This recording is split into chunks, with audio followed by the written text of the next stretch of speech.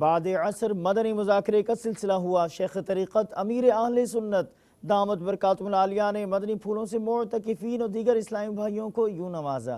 پیارے باپا جان، میرا آپ سے سوال یہ ہے کہ دعوت اسلامی کے مدنی ماحول میں درست قرآن پاک پڑھنے کے لیے بہت زیادہ ترغیب دلائی جاتی ہے، اس کی کیا وجہ ہے؟ دوسرا، جو اسلام بھائی اپنا قرآن پاک درست پڑھنا سیکھنا چاہتے ہیں وہ کون کون سے ذرائع اختیار کر سکتا ہے؟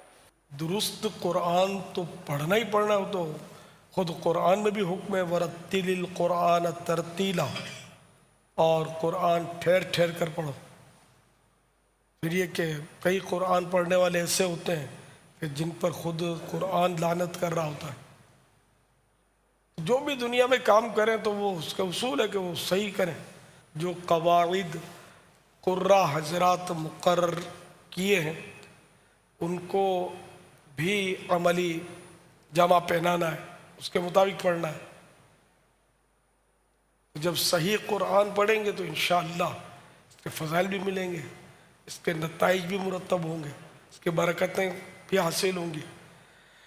اب اس کے ذرائع تو کئی مدارس الحمدللہ ہمارے یہاں تو ہوتے ہیں پاکستان میں تو خاص کر دعوت اسلامی کے مدارس بنا مدرسۃ المدینہ بالغان، یہ مختلف علاقوں میں ہوتے ہیں، سینکڑوں ہزاروں کی تعداد میں پاکستان میں ہوں گے، دیگر ممالک میں بھی ہوں گے۔ تو اپنے قریبی مدرسۃ المدینہ بالغان میں داخلہ لے لیجیے، جو عام طور پہ رات کو ہوتے ہیں، کئی فجر میں بھی ہوتے ہیں اور نمازوں کے بعد بھی کہیں ہوتے ہوں، جہاں جیسی سہولت۔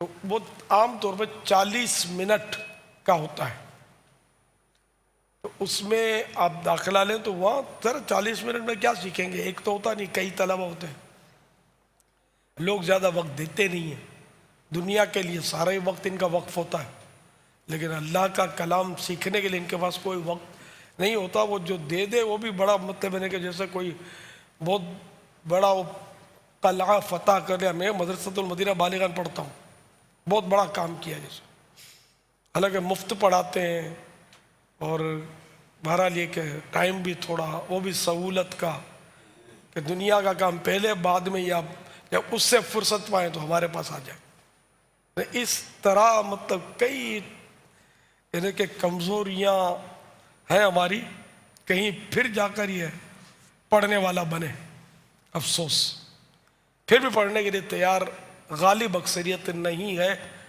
ہمارے پاس ٹائم نہیں ہے۔ ٹھیک ہے، قیامت کے دن یہ جواب دے دینا ہمارے پاس ٹائم نہیں تھا، کیا یہ جواب آپ کو بچا لے گا؟ تو اس لیے وقت نکالیے اور قرآن کریم درست پڑھنا سیکھ لیجیے۔